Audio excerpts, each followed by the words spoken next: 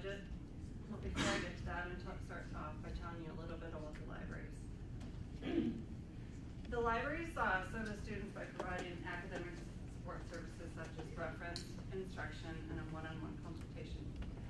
We also provide a variety of spaces that support individual to group study. And then we provide scholarly resources such as we have 868 physical volumes and books, 868,000 physical volumes of books, over 91,000 e-journals, approximately 150,000 e-books, a large media collection. We continue to add to our institution repository and more. As for our budget, or the bulk of our budget, or what I call the base budget, that is made up of the state appropriations and our student library fees, which last year that amounted to 98% of our materials budget, which goes to cover our ongoing subscriptions, mainly electronic resources. This means that this, as for our other 2% of their budget, it comes from our supplemental funding, which is where most of our book budget comes from right now. And those resources are endowments, or grants, fines and fees, and some other restricted funding. Unfortunately, this can impact the student success because there's limitations that can come from having all our collections, or majority of our collections in journals, because there's information that can only be found in books. So books can provide a summarization of a lot of research, or a colonization of research in one source versus multiple journals to search through. They can provide techniques and tools and explain how to apply that research in a useful manner. They're better at providing hypothetical examples and more case studies. And for some disciplines, they're the main source or main avenue of publication. So you can only find, for some disciplines, you can only find the resources in book format, in print format. Books can also provide better access because outside of major publishers, some of the smaller publishers only allow, they don't provide a good mechanism for a university to provide electronic access to, so you can only access that information through the print format. And then on top of that, they can also provide cost savings because if an electronic resource isn't utilized heavily, the cost per download becomes really high, and we just can't justify that cost per download, so we end up having to cancel the subscription. So all of these reasons being vital reasons why we need to increase our spending on physical collections in order to avoid impacting students' abilities to access thorough and credible resources. So currently we receive $3.32 per credit, or $39.84.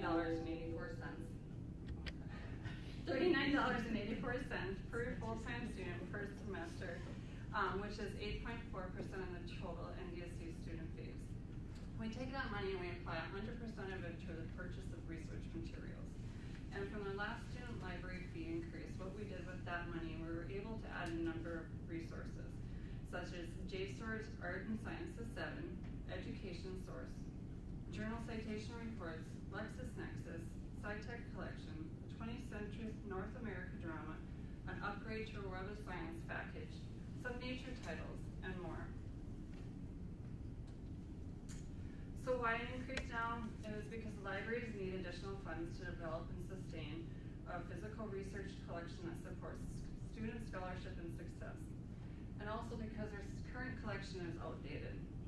Over the last 3 fiscal years, we have replaced or added less than 1% of our total holdings. Out of the 2,531 books that we've added in the last 3 years, that only accounts for 0.93% of our current holdings. And then we've continued to purchase less and less since the 1970s. So in this decade, we've purchased less to date than we did in the 1940s. And we are also drastically behind what we spent last decade. We've only purchased 19% of the books this decade than we did at the same time last decade. So in order to help turn this around, we are asking for 53 cents per credit, or $6.36 per full-time student per semester for a primary request. That or as low as 28 cents per credit for a secondary request.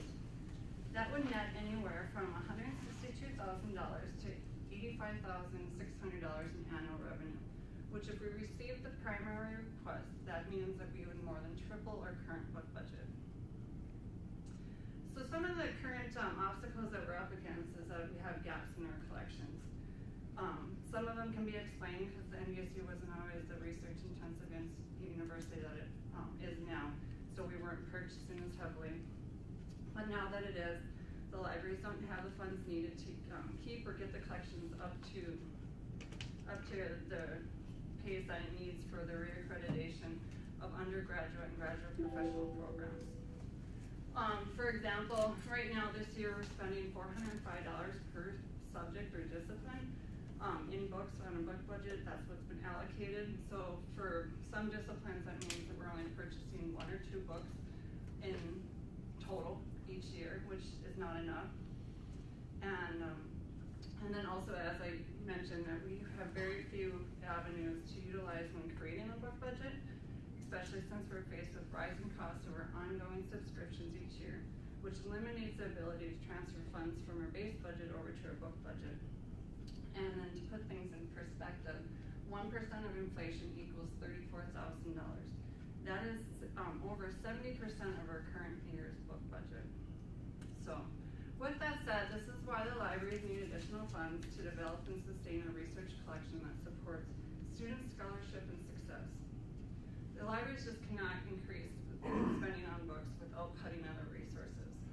Also, the cost of the book is going up as well. Last year we spent about $107 on a book, whereas in fiscal year 14 we paid about $82. That is a 31% increase in 2 years. However, due to the support from the administration and through fiscal management such as negotiating fixed lower inflation rates, we're able to retain the electronic resources that we need. However, this does nothing for the library's abilities to develop a physical collection such as books. And on top of that, we're also experiencing, well, as everybody else experienced, budget cuts. So we're just in this holding pattern. We really don't know if we're going to see any more budget cuts and what we're going to end up incurring. And then if there are any funds left over at the end of the year, we won't really know that until it's too late to purchase books, because books take a while to process those orders as well as to receive them. So then that forces us to take any year-end money and purchase electronic back files.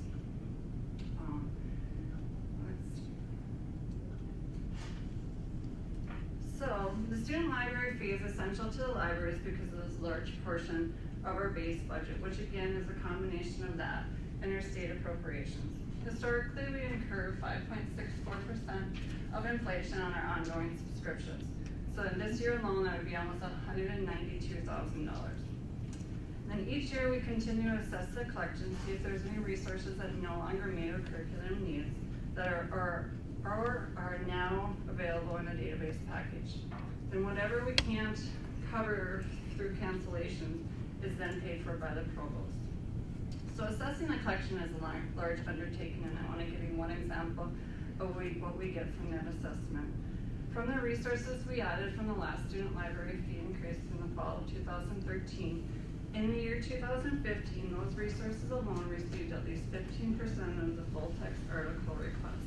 What that means is the resources received over 118,000 full text article requests out of the tracked and counted 822,000 downloads.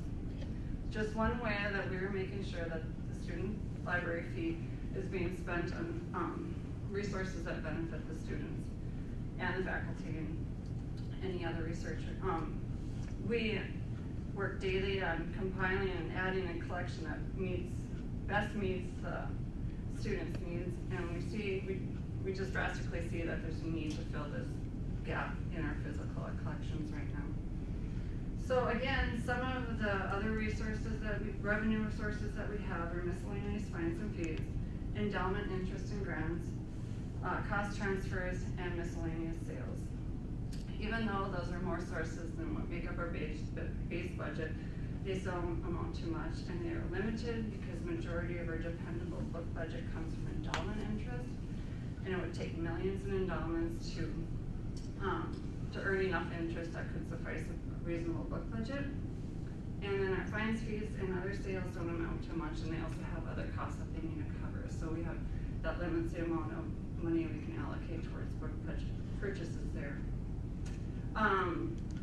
Those sources are also inconsistent, because we, along with faculty, they will apply for grants that fund some of these purchases, but grants are not guaranteed, and we just can't really count on those. And then also our interest varies, endowment interest varies from one year to the next. And then lastly, roughly half of the endowment interest that we receive comes from its restricted endowments, so we're forced to spend it on particular subjects, and that's what also creates that, the $405. Even though our book budget is $46,500, half of that is unrestricted, and so then when you divide that over 60 disciplines, it becomes a very small number. Grants are restricted. Then we have cost transfers, which are specific to certain titles that certain departments or colleges want, so they pay for them, but we purchase and manage them. Okay, so as I mentioned, the last student library fee increase was in the fall of 2013. It doubled from $1.66 to $3.32. At that time, we added a number of useful journals and journal packages, again, which in 2015 received over at least 15% of the full text article requests. And our librarians, they also use these resources daily with their reference services, their individual consultations, and their instructions. And these resources were purchased because many of them are cross-discipline. They were acquired because of the amount of turnaways that were reported on them, which means is when an NVSU patron requests an article, they're turned away or they're sent to a paid peer review, so we just don't have access to those. And then they're also essential resources used to prepare students for their future careers. And then they contain data that no other resources have. So, with that said, what's the student response? Well, we think it's positive because the student use has been up.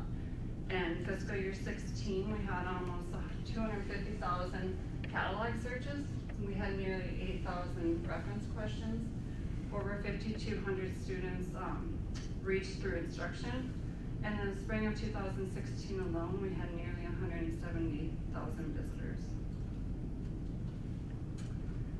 So what happens if we are not awarded our primary request? A partial increase would still allow us to approach the previous book budget of approximately $100,000 a year, rather than the $46,500 we have.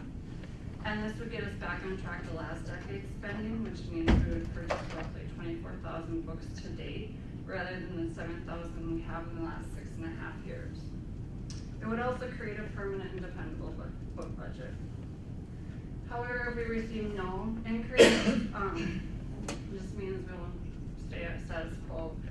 And but we'll do our due diligence to make sure if we can find any additional resources to be able to throw out a book budget, that is definitely a priority to us. But most likely we'll continue using the funds that we have available now.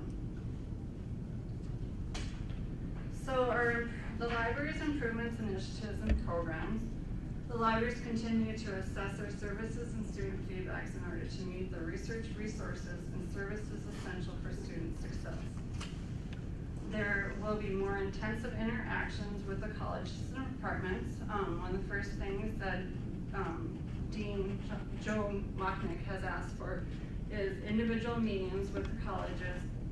So him and the subject librarians will go and meet with their respective units to build stronger relationships and then learn the needs of the colleges. Those meetings actually start tomorrow. Which will help us continue to assess the collection to ensure they meet department curriculum needs. We continue to analyze database package renewals to ensure that any changes in the packages don't create overlap elsewhere. Our resource acquisitions management and discovery department has created many new tools over the last 2 years that has eased the process of database journal assessment, which has resulted in many cuts and cost savings. And we continue to look for subscriptions where we can create multi-year agreements which will lock in lower than average inflation rates for those packages, which limit the possibility, to help us forecast better and limit the possibility of cancellations. In addition, we continue to find ways to update our spaces and our resources. Currently, I've been working with a donor by the name of Mary Shot. She is the founder of the Weber Reading Room. We've been talking about refurnishing that room, and after months of conversation, the furniture is on order and then expected to arrive in March. And in the meantime, the libraries will be replacing the carpets, so that entire room will be brand new. Also, we've just implemented a new study room booking module. And as for future student services, our focus is on student success, the collection assessment to meet your needs, the increased instruction and research assistance, and we're brainstorming on ways to get the students involved with the library in more of an interactive environment. So in summary, for our primary request, we are asking for the 53 cents, which will help us fill more gaps more quickly, because the $405 for each subject will not be able to do that. It actually will create more gaps. It will build a collection that supports student success. It will create a book budget that's more than 3 times our current one, without the restrictions such as grants, cost transfers, and restricted endowments. However, for a secondary request, we will also fill gaps, but just at a slower pace. But it will get us closer to last decade's spending of nearly $100,000, which will drastically increase our purchasing power. So the reason why we're asking for the request now is the libraries do not have the viable revenue sources that could take that we would need in order to build a sufficient book budget, mainly because we struggle each year with maintaining the resources that we currently subscribe to due to the incurred inflation on those subscriptions.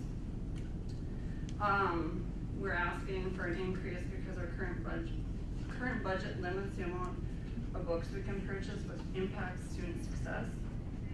And then how we spend that money is, right now we're taking 100% of what we receiving, we apply that all to the purchase of research materials. But if we receive an increase this year, we'll take 100% of that increase and allocate that to a permanent book budget, so we have something to rely on down the road. So overall, 100% of the student library fee goes towards the purchase of research materials. That concludes my presentation. I would like to thank you guys for coming today. And I would like to close with a couple quotes from some students and the staff. I specifically want to point out the top one here, which is, my library is important because the best thing a college can do for the education of its students, professors, and staff members is provide the means to educate themselves as much as they can imagine. Our libraries is that means. That's from Sarah Kramer, who's a senior in Management Information Systems. Any questions? Any questions? Awesome. Thanks, Alyssa. Thank you.